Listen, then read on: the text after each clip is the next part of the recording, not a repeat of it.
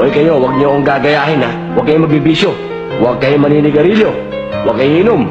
At para sa lahat, sana yung mga kinabukasan nyo, maging maganda lahat.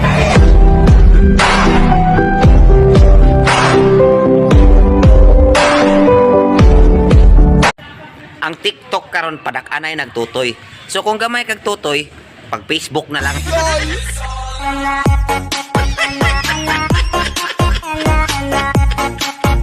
Bakit? Ha? Nakikita ba sa itsura ng isang tao ang damdamin nito? Ha? Saka isa pa, ang hirap kasi sa atin. Kung sino pa yung mga mayayaman, ha? Kung sino pa yung mga nasa kapangyarihan, ha? Kung sino pa yung nasa pwesto, sila pa yung mga switik, sila pa yung mga mapangapi sa mga katulad namin maglulupa. Saka isa pa, dito sa atin sa Pilipinas, ha? Kung sino yung marunong mag-Ingles, yun ang magaling.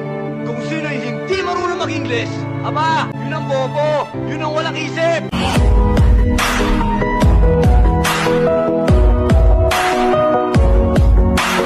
Ibaba mo na yan.